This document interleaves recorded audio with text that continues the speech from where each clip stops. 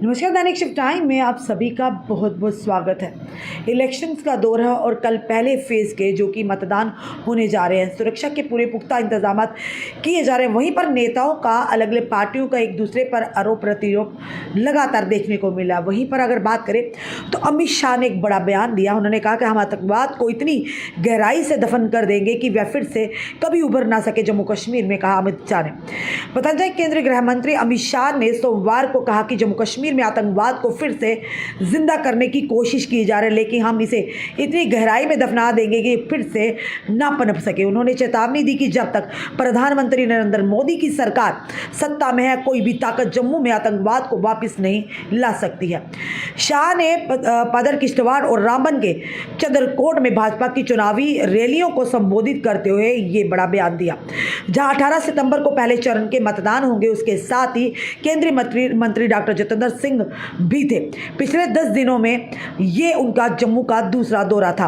जम्मू कश्मीर आतंकवाद हमलों में वृद्धि के खिलाफ निर्णायक कार्रवाई की आवश्यकता पर बोलते हुए गृह मंत्री अमित शाह ने कहा कि आतंकवादियों को चेतावनी दी कि अभी भी समय है, जिस देश से आए हो वापिस लौट जाओ, अन्यथा भारतीय सेना और सुरक्षा बल तुम्हें यही मार गिराएंगे। उन्होंने कहा कि ग्राम रक्षा गार्ड यानी वीडीजी और विशेष पुलिस अधिकारी एसपीओ को नवीनतम SLR हथियारों से लैस किया गया है, ताकि घुसपैठियों को कस्बों और शहरों तक पहुंचने से पहले ही उन्हें रोका जा सके। उन्होंने कहा कि आतंकवाद को पुनर्जीवित करने के प्रयास जारी है, क्योंकि नेशनल कॉन्फ्रेंस और कांग्रेस के घोषणा पत्र में आतंकवादियों का रिहा करने की बात कही गई है, यानी एनसी, और साथ ही साथ कांग्रेस पर निशाना साधते हुए गृह मंत्री अमित शाह ने कहा। अमित शाह ने तीखे हमले में कहा कि एनसी कांग्रेस गठबंधन में हमेशा से ही जम्मू कश्मीर में आतंकवाद और अलगाववाद की नींव रखी है। शाह ने कहा इन पार्टियों ने महाराजा हरि सिंह जी को जम्मू कश्मीर से बाहर निकाल दिया, बाद में केवल उनके पार्थिव शरीर ही जम्मू कश्मीर लौटा। ये पार्टियां 1990 में कश्मीरी पंडितों के बड़े पैमाने पर पलायन के लिए भी जिम्मेदार हैं। उन्होंने कहा कि सरकार आतंकवाद को बढ़ावा देने के लिए जिम्मेदार लोगों पर एक श्वेत पत्र लाएगी, और साथ ही साथ जिसके परिणाम स्वरूप जम्मू कश्मीर में हजारों निर्दोष लोग मारे गए थे। शाह ने कहा कि आगामी चुनाव 3 राजवंशी कांग्रेस, एनसी और पीडीपी के बीच की लड़ाई है, जो अनुच्छेद 370 को बहाल करना चाहते हैं, और हम भाजपा यानी जिन्हें आपको अधिकारों को कम करने वाले संवैधानिक प्रावधान को हटा दिया। भारत के संविधान में अनुच्छेद 370 के लिए कोई जगह नहीं है।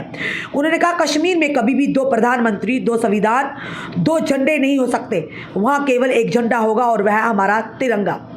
एनसी और कांग्रेस ने वादा किया कि अगर वह सत्ता में आएंगे तो आतंकवादियों को जेलों से रिहा करेंगे, लेकिन मैं आज आपको भरोसा दिलाता हूं कि जब तक नरेंद्र मोदी की सत्ता में सरकार है, कोई भी भारत की धरती पर आतंकवाद फैलाने की हिम्मत नहीं कर पाएगा। अमित शाह ने कहा कि उमर अब्दुल्ला कहते हैं कि अफजल गुरु को फांसी नहीं दी जानी चाहिए। ये दर्शाता है कि अगर राहुल गांधी और उमर अब्दुल्ला सरकार बनाते हैं तो क्या होगा। वहीं पर फिर ये से गोलियां चलेंगी, फिर से पत्थरबाजी होगी, फिर से आतंकवादियों के जनाजे निकाले जाएंगे, फिर से ताजिया जुलूस रोके जाएंगे, फिर से सिनेमा हॉल बंद हो जाएंगे, अमरनाथ यात्रा पर फिर से हमले होंगे, और जम्मू कश्मीर में आने वाले विशेष यानी कि निवेश की जगह बेरोजगारी आ जाएगी। उन्होंने साफ तौर पर इसका ब्यौरा देते हुए कहा। उन्होंने जोर देकर कहा कि हम वंशवादियों द्वारा पहाड़ी और समाज के अन्य वर्गों के लिए आरक्षण को खत्म नहीं होने देंगे। प्रधानमंत्री मोदी एक समृद्ध जम्मू कश्मीर बनाना चाहते हैं और ओबीसी को भी आरक्षण का अधिकार देना चाहते हैं। नेशनल कॉन्फ्रेंस के उपाध्यक्ष उमर अब्दुल्ला पर कटाक्ष करते हुए गृह मंत्री ने कहा कि पहले उन्होंने कहा था कि वह केंद्र शासित प्रदेश में चुनाव नहीं लड़ेंगे। शाह ने कहा, फिर उन्होंने 2 सीटों से चुनाव लड़ने का फैसला किया। इससे पता चलता है कि उन्होंने हार स्वीकार कर ली है। मैं आपको बता दूं कि वह दोनों सीटों से नहीं जीत पाएंगे। गृह मंत्री अमित शाह ने कहा कि पीएम मोदी के जम्मू कश्मीर में लोकतंत्र को मजबूत किया है। मैं फारूक अब्दुल्ला से पूछना चाहता हूं कि आपकी 3 पीढ़ियों ने शासन किया, लेकिन क्या जम्मू कश्मीर के लोगों को कभी 5 लाख रुपए तक का मुफ्त इलाज दे पाए हैं? मोदी ने सभी को 5 लाख रुपए तक का मुफ्त इलाज मुहैया करवाया। यानी साफ तौर पर अमित शाह ने कड़े शब्दों में एनसी, पीडीपी और कांग्रेस पर कटाक्ष किया है, और ये उन्हें कहा है कि कहीं ना कहीं ये फिर से एक बार आतंकवाद को यहाँ लाना चाहते हैं, अलगवाद को बढ़ावा देना चाहते हैं। और साफ तौर पर उन्होंने कहा कि आतंकवाद को इतनी गहराई तक हम दफन करेंगे कि फिर से कभी भी उबर नहीं पाएंगे। ये जो बयान है अमित शाह ने दिया है और उन्होंने कहा कि जब तक देश के यशस्वी प्रधानमंत्री नरेंद्र मोदी सत्ता में है तब तक आतंकवाद को हम यहाँ पनपने नहीं दे सकते। आपका क्या कहना है ज़रूर कमेंट बॉक्स में कमेंट कीजिएगा और इस वीडियो को शेयर भी कीजिएगा। जुड़े रहिए हमारे साथ अगले अपडेट के लिए। जय हिंद, जय भारत।